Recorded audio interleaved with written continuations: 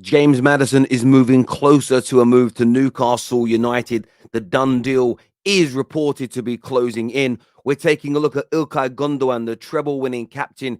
Will he leave City? Arsenal ready to pounce. Barcelona in the midst for him as well. Mason Mount update exclusively from Fabrizio Romano as well. Plus a big update on Kovacic.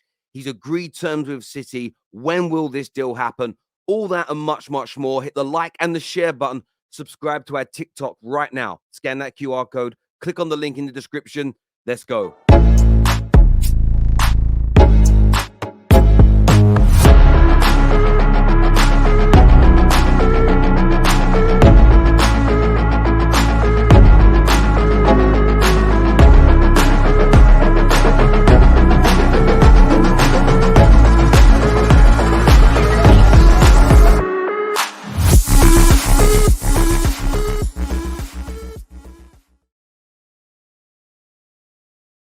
İlkay Gündoğan has just achieved immortality when it comes to football. There is no doubt about this in anyone's mind.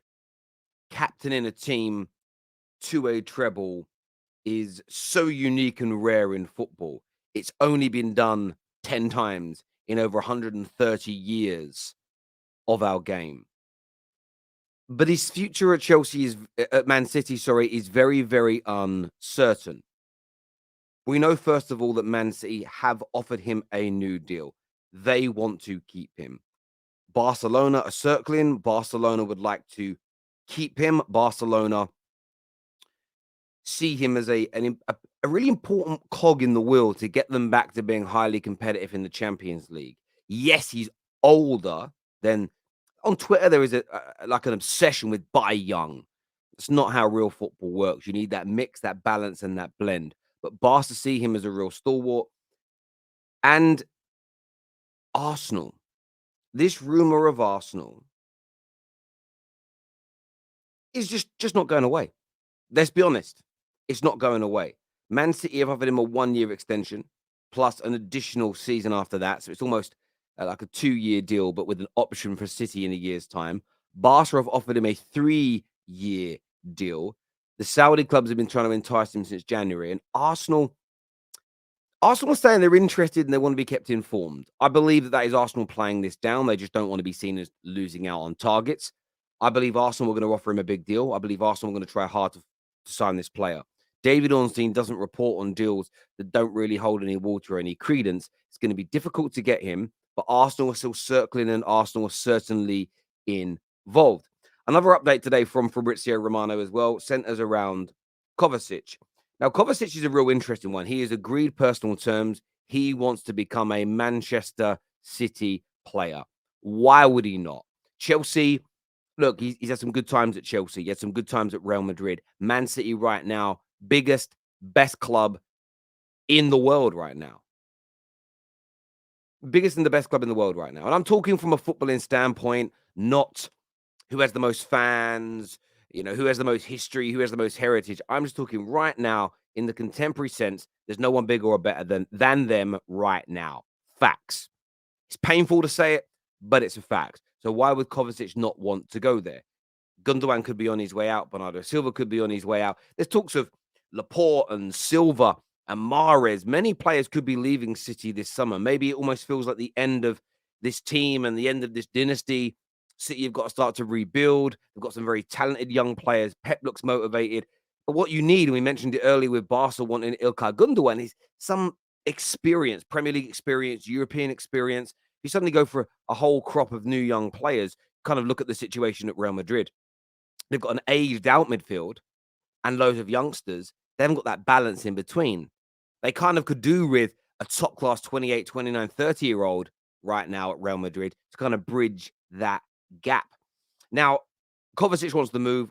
I believe it's going to happen. I believe City will offer a reasonable and a good price and Chelsea will get it done. They have to clear players off of their books. They're looking to really invest in those areas. So I know a lot of people have been asking for updates, but it is where it is. He's agreed personal terms. Chelsea are waiting for a sensible bid from City. I don't think that was ever going to come before the treble was complete, or the final at the very least in the Champions League was complete. Expect to start these things accelerate and move forward because The new campaign isn't far away. Teams literally start preseason games in 4 weeks, which means training starts in about 3.5 to 4 weeks. You've got international games before that, and you want to get new players in for pre-season. Now, staying with Chelsea and with Manchester United, this was spoken about in the last few hours in relation to Mason Mount. And this essentially says that in the last 2 to 3 days, Man United confirmed to Mason Mount their intentions to sign him. A contract proposal is ready. Personal terms, they are agreed. Now, Fabrizio has said there'll be no problem, but they're agreed because he knows what they are through the intermediary conversations. A contract proposal is ready, and they are now, and they know he is prepared to say yes. It means it's agreed. They have told him to wait. The problem that remains surrounding this situation for Mason Mount, and a lot of people have been saying, I've had a lot of DMs. Terry, you going to do any updates on this? It's gone quiet for a few days. It's as simple and as straightforward as this. Chelsea right now are saying 80 million or we're not doing business. That's it. They're saying 80 million pound. That's it. We're not going to move forward without 80 million. Now, this is ridiculous. I understand why they want to get as much money as possible. But a player that wants to leave, that is refusing to sign a new deal with 1 year left on his contract, they're never getting 80 million pounds. Even Man United are not stupid enough to pay 80 million pounds for a player who is still the right side of 25 from a cost point of view, who has 1 year remaining on his contract. You would never hemorrhage 30, 40 million pound more than you think a player is worth. This will be negotiated out. Man United highly likely to drive this price down if you listen to the experts. But the problem for Man United, it's not happening as quickly as they would like. For Man United fans that don't want Mason Mount, this is music to their ears. They're hoping that things will, that Man United will change their mind, a better option will come available. I don't think you're changing Ten Hag's mind on this. I believe that he wants him.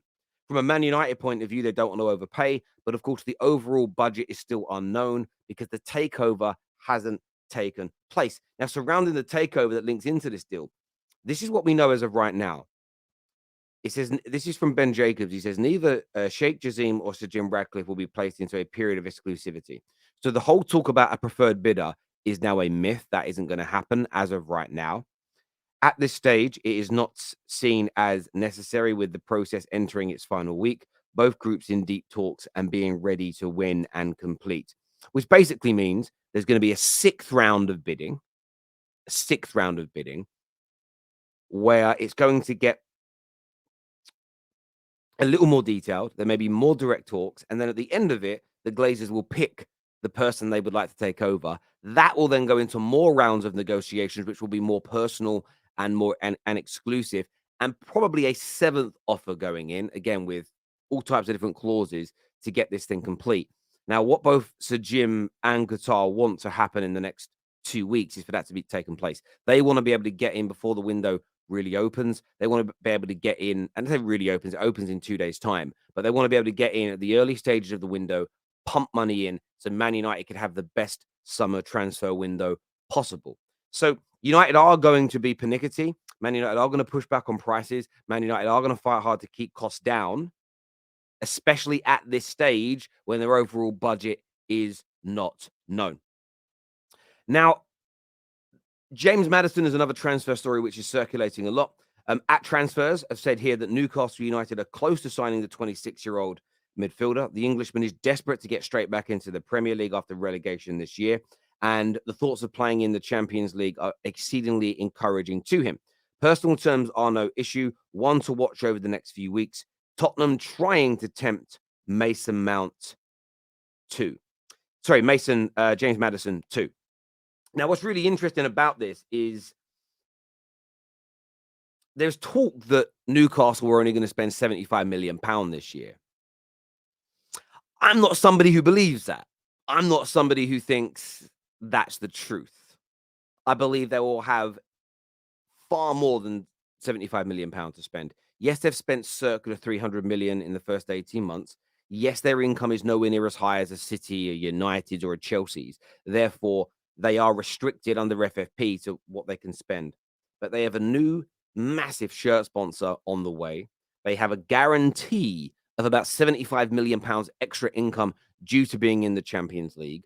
I'm sure that the Saudi owners and the executives and the board are working hard now with their current sponsors and others to say, listen, you may be paying us 3 million a year to be in our arms or 2 million a year to be our watch sponsor, but we're now in the Champions League, which means far more exposure. Can you better your offer? If not, they might find a watch company willing to buy them out of that contract and pay them additional on top. All it takes is somebody to be willing to pay 6 million a year. You take that 6 million, you buy the contract out with your current sponsor, and suddenly you're £4 million better off. Now, that is a small example, but if you multiply that across 4, 5, 6, 7, 8, 9, 10 sponsors, you may see an extra 30, 40, 50 million pounds in your kitty. And as we know, transfer spending isn't about the lump sum you spend instantly. Net spend isn't how transfers are actually calculated by clubs. That is a myth. It is done via amortization, the cost of spread. So 50 million pounds now in your bank can actually enable you to spend maybe 100, 120, 130, 140 million pounds on players because you don't pay it all out year one. So watch this space with Newcastle this summer. I don't believe they're going to be restricted to a very low budget. James Maddison, excellent Premier League player. With the way Newcastle are playing him and developing, he could be an absolute steal. Even at 50 odd million pound, which is the quoted price, I believe that is a steal. He's going to take them up another level as Newcastle look to not only do well in the Champions League, but maintain their position in the top four and continue developing a squad that in the near to medium future, they want to start challenging for that Premier League title as well. As ever, everybody, I want your thoughts and I want your feelings on these stories today. We're back later today with more updates for you. The top six show tonight as well, where we're reviewing the season in its entirety, looking at the big transfers, the news that will inevitably be breaking over the course of today. Until next time, take care, goodbye, God bless, and I'll see you all again soon.